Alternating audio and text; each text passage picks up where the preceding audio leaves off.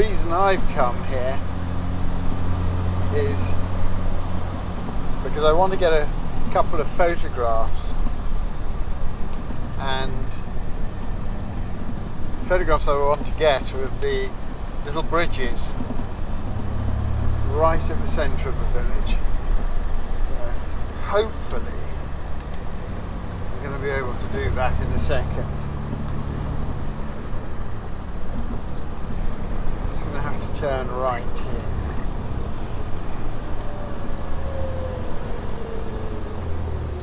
And hope that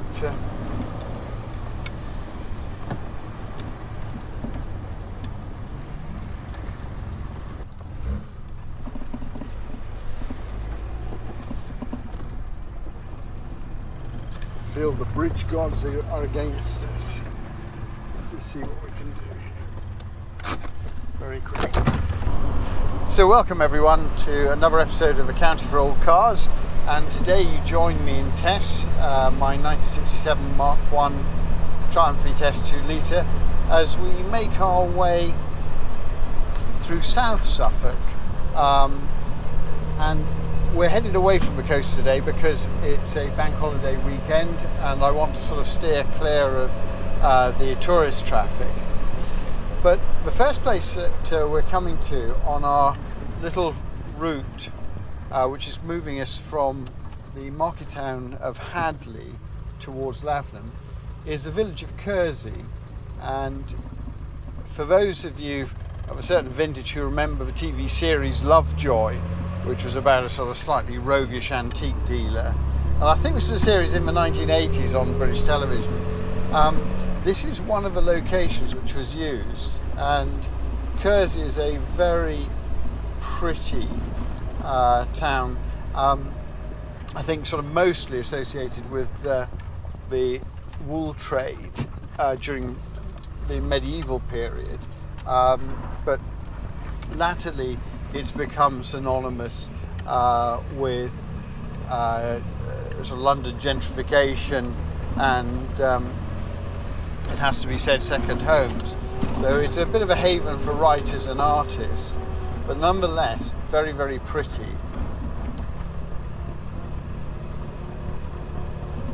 And it's also one of the few Suffolk villages that can really be said to be built on a hill. So we're just coming down now towards the centre, and you'll see on our right we've got sort of Victorian architecture, but here on the left very much sort of medieval oak timber framed houses. Some of them have these sort of precarious leans to them, and at the bottom of the hill there is this wonderful water splash.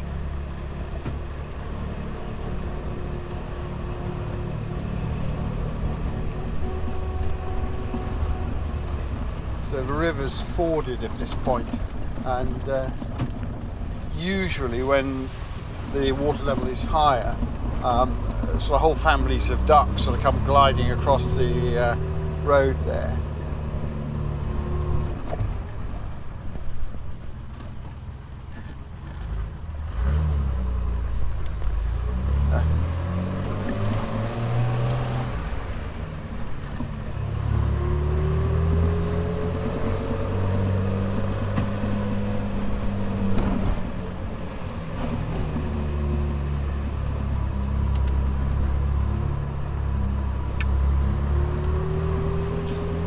I think it's fair to say that the village is just so pretty that it's going to be worth doing it the other way round, because I also want to give you a view of the church at the top of the hill.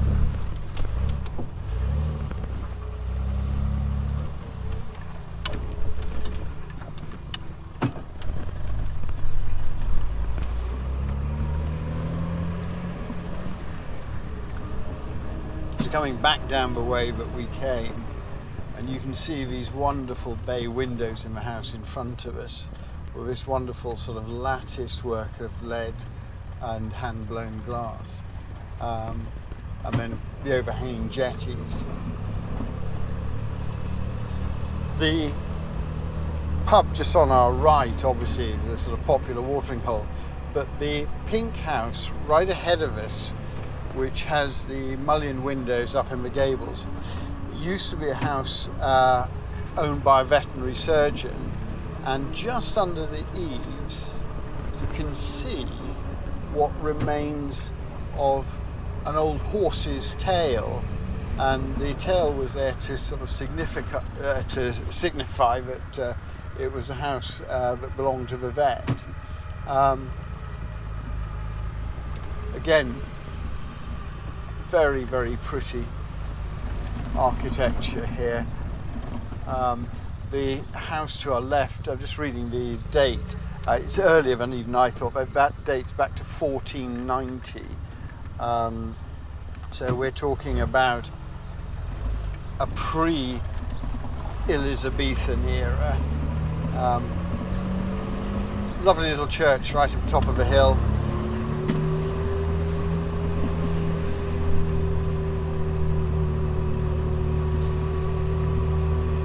And for me, this is a really quintessential English village.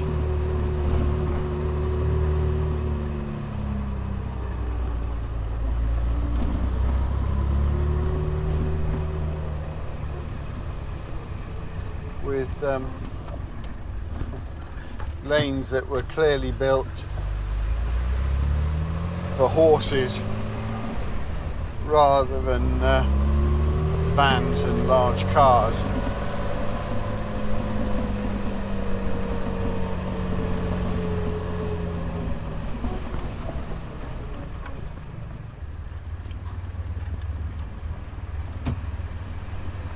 There's a wonderful AA sign on the gable end of that house.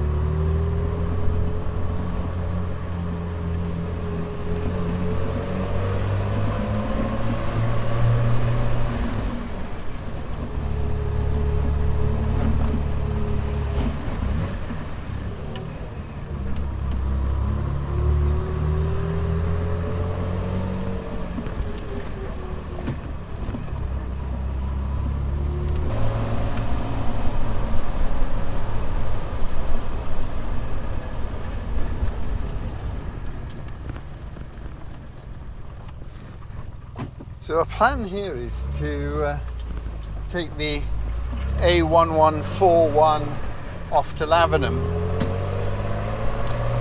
And I guess you could think of Lavenham as being another sort of Suffolk town, but it's like Kersey but on a much larger scale.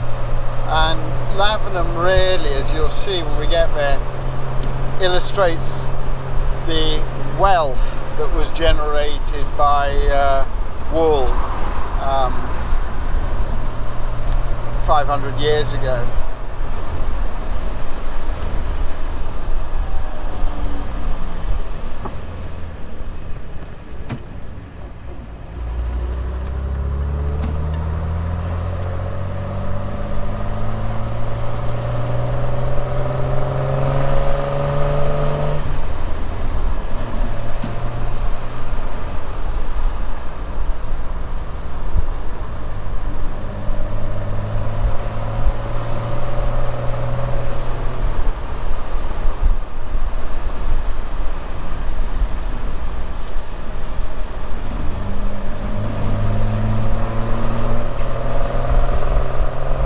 Looks like my idea of avoiding the heritage coast has paid off this morning, because as you can see we've got the A road pretty much to ourselves here. It just gives us a chance to stretch the Vitesse's legs.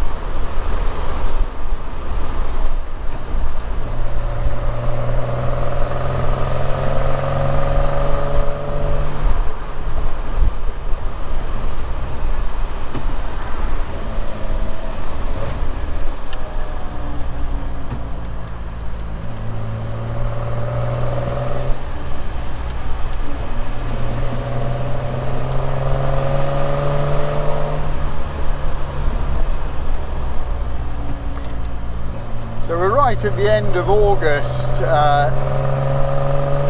and most of the harvesting has actually been done at this point. So certainly in terms of grain like wheat and barley, that's all been done. But I noticed down here, this year in particular, we've been growing maize or sweet corn, which is not a particularly common crop in this part of the world. I know obviously for people in America this is what they call corn, but for us corn is really wheat or barley. And I've got to be honest and say that I'm not absolutely sure when maize is harvested, but my guess is within the next month or so. But nonetheless, there are still some fields of sort of traditional corn. I mean, you see this one off to our left here has been harvested, so this stubble's been left. But it does mean you've got to be a little bit careful, because there are still combine harvesters that are crossing the roads, and obviously tractors and grain trailers. And if you're not careful, you can come around a blind bend like this one and suddenly meet an enormous combine harvester taking up the whole road coming towards you. So yeah, best avoided really. So I'm being a little bit more cautious than I might be at other times of the year. Nonetheless, we can still have fun. So we're now coming into the village of Monk's Eleigh, and again another undulating village.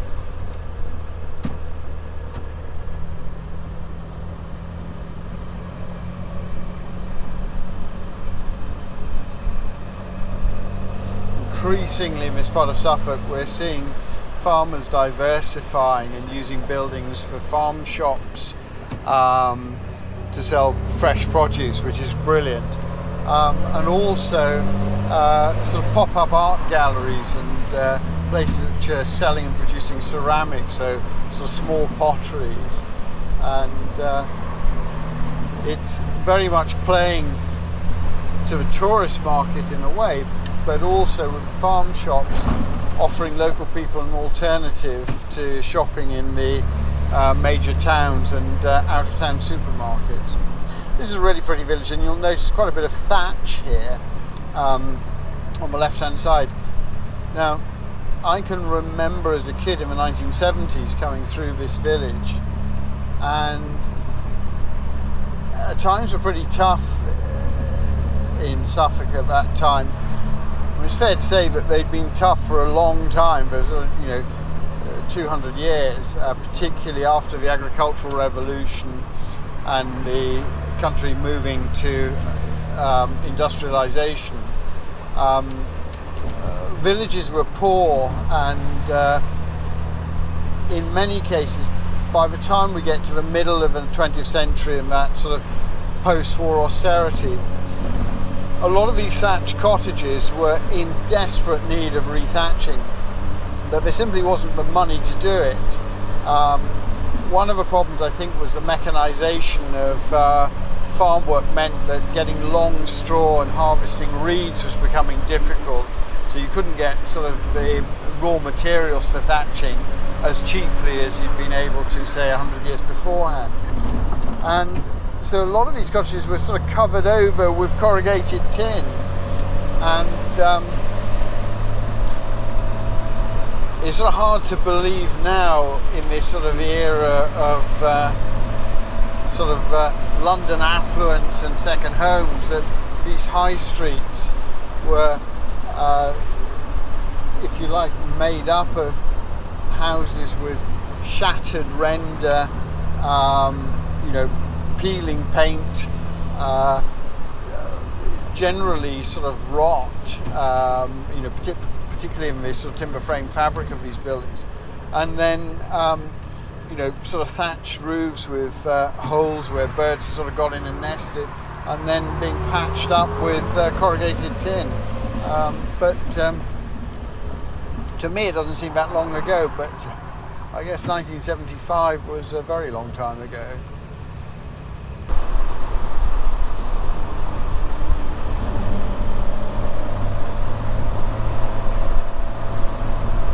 I'm really sorry that I can't turn the camera around, but behind me there is an absolutely fabulous Lamborghini, and I'm not really good on supercars, but I have a feeling it's a Countach. I'm going to see if I can pull in a second and let him go past, and then we'll follow him. Right, I'm just going to pull over here and let him go past so we can see him, or we might get a hint of some V12 magic.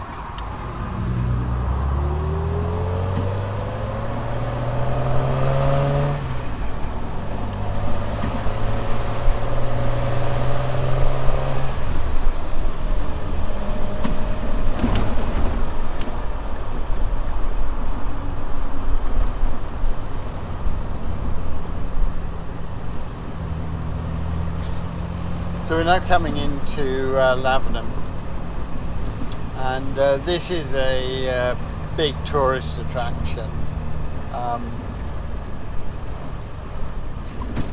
and probably some of the best preserved medieval architecture you're likely to see. Have a look at what's coming towards us now. That is rare. I didn't know what that was, but I was able to glimpse the radiator badge, and that is an Italia. So I'm sort of thinking that's something that really belongs in the Mille Miglia. But have a look at these timber frame buildings here.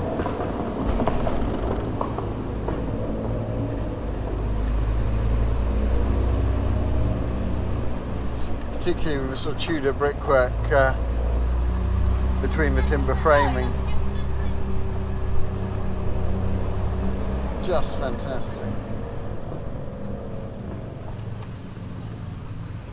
We're going to head up to the marketplace now, and this is a street called Lady Street, and we're coming past the famous Swan Hotel.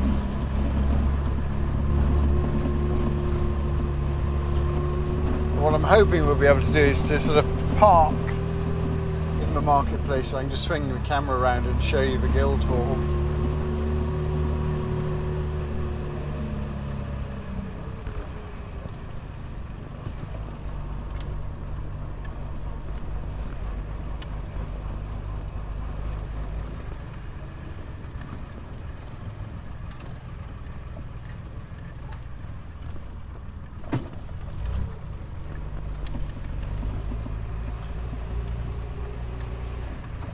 The just amazing colour scheme of this little hall here. And right ahead of us is Lavenham's famous Guildhall.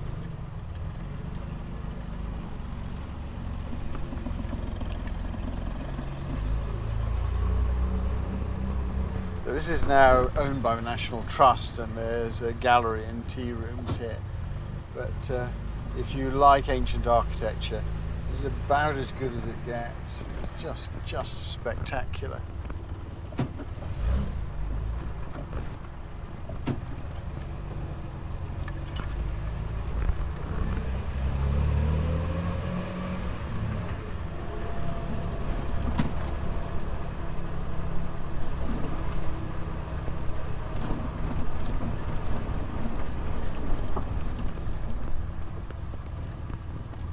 Hopefully he's going to let me through. But you can see the problem that exists in these little English streets with the size of modern cars. There just simply isn't it. Whoops. There simply isn't room for two cars to pass each other. But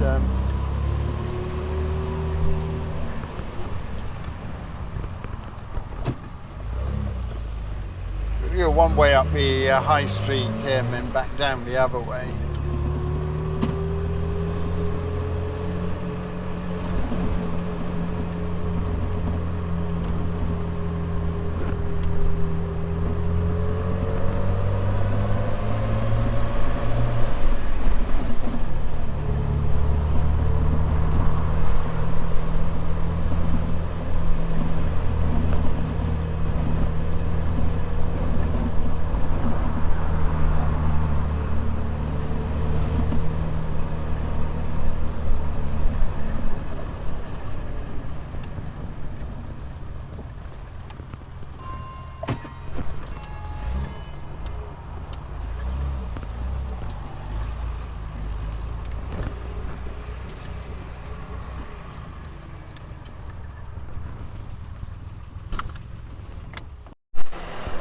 This is something I really do want to show you.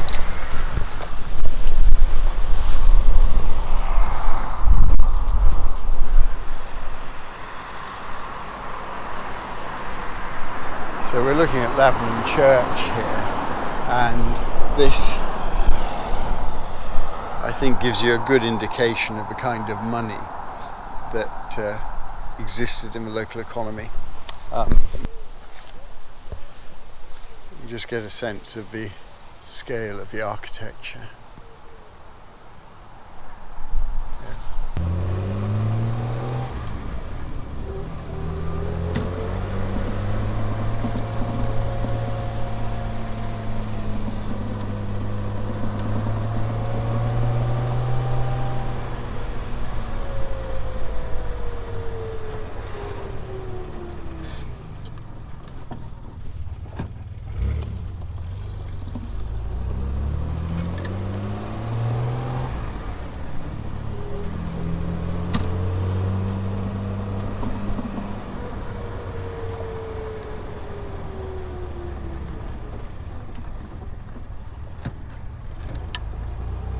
So again, as we come back down the main street of the village, you'll see there are examples on the timber frame housing of these jetties that we've seen in places like Woodbridge. You have a look at the angle of lean on the wall of this rendered house here, and what it shows is the beauty of using timber, and particularly oak, which tends to be sort of rock resistant. We'll just point out this is the Swan Hotel here at Lavenham. It's a wonderful building. But the fact is that these houses are able to warp and yet remain completely integral. And as the ground sort of changes under them, the buildings just simply twist and find their own centre of gravity. Houses built later, sort of modern brick houses, would never be able to move in that way without fracturing to the point where they sort of lost their structural integrity. So it has to be said, timber framing is a wonderful method of construction, of course providing you can find the right sort of timber. And again, when you have a look at the houses off to our right here, you can sort of see the history of them sort of sagging, as the sort of bases have rotted out and the houses have sort of collapsed, and then later on people have come and sort of jacked them up and spliced in new timber, and they've lived another life.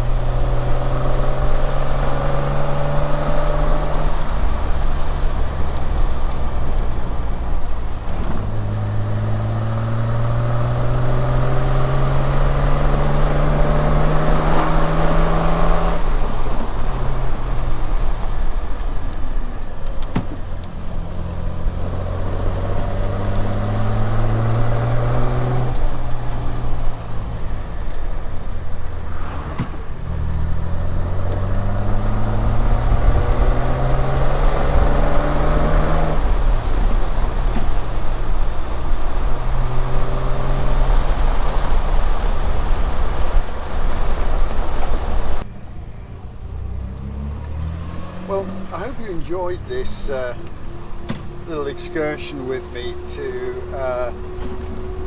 the wall town of Lavenham, and before that the little village of Kersey, and just gives you another example of the kind of variety of places that exist in Suffolk. I've certainly enjoyed our little drive out, and I think being able to sort of potter around these little lanes is kind of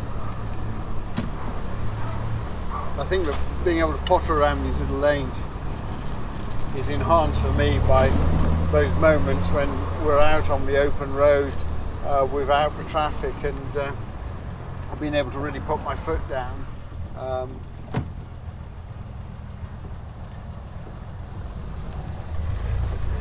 I've got something else that's just crept up behind me, and I'm going to pull in and let him go past, so have a look at this.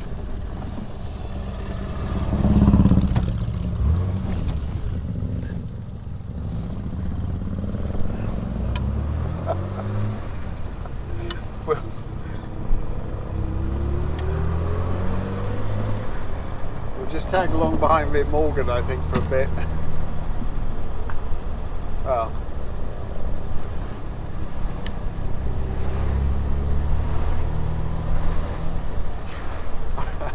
so you tag behind the Morgan for a bit. I think it says it all. The only thing standing between me and the Morgan is, of course, a cyclist. Oh dear. Right. Down into second. And away we go. Anyway, I look forward to seeing you in my next video. Take care.